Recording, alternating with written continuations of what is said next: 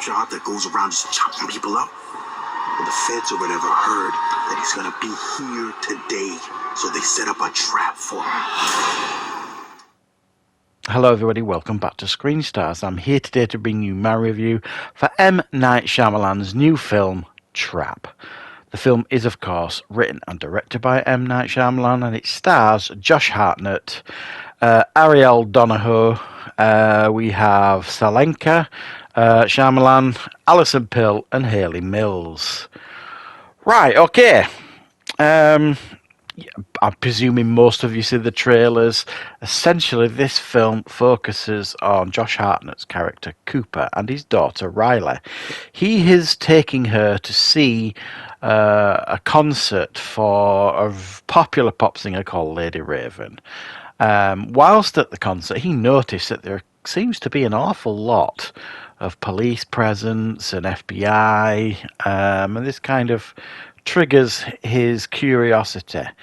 And when he asks at one of the stands that sells t-shirts and things, one of the staff members confides in him that the whole concert is a setup. It's a trap, essentially, for the serial killer called The Butcher. They got wind that he was going to be at the concert tonight, and they have set this trap for him, and there is no way out of the concert. However,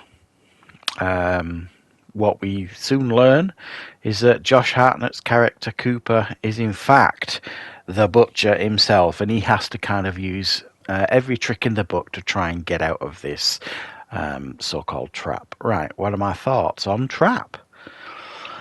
I think the trailers leading up to this one were very, very interesting, very, very intriguing, and I do think it's worth saying right off the bat that I am a big fan of M. Night Shyamalan's. I think he's done an awful lot of movies that are very, very good, and he's done a handful of movies that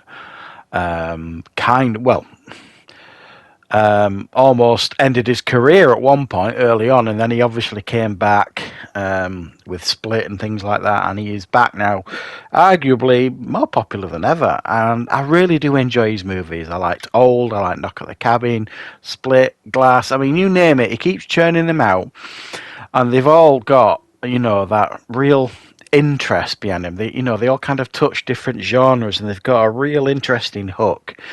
And this one is no different. An interesting premise here, the fact that you've got this serial killer trapped in this concert hall, and he's got to kind of try and get out of there before he is caught and captured. However, saying all that, and I do think this is for the most part an entertaining film, I do think there's going to be a lot of people coming away from this very, very disappointed. And that is, again, most of the fault of that is down, I think, to the internet, YouTube, all that kind of stuff. Because for months leading up to the release of this film, I've seen them myself on YouTube.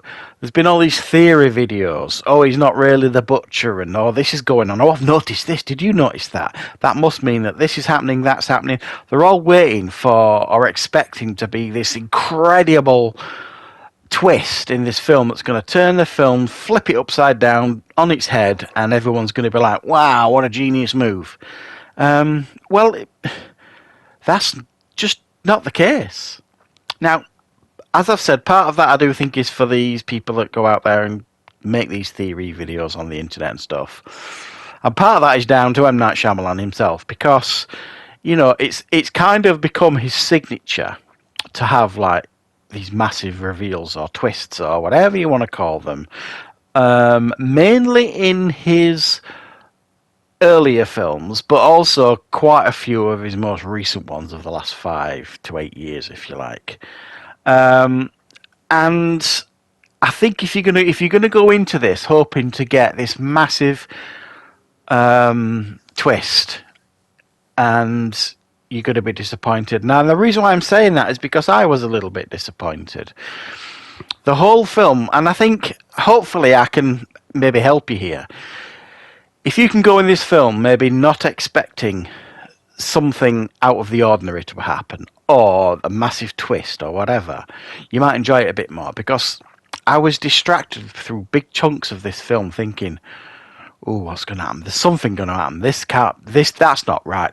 No. This is going to happen, or that's going to happen. And rather than focus what was straight in front of me and focus on the film at hand, my brain was always working. Something's going to happen here, something major.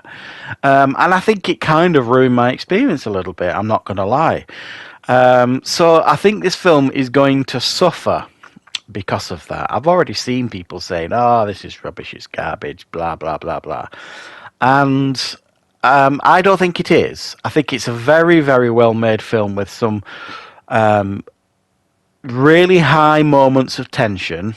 And a great central performance by Josh Hartnett, as well as some other performances. But his performance in particular, I thought, was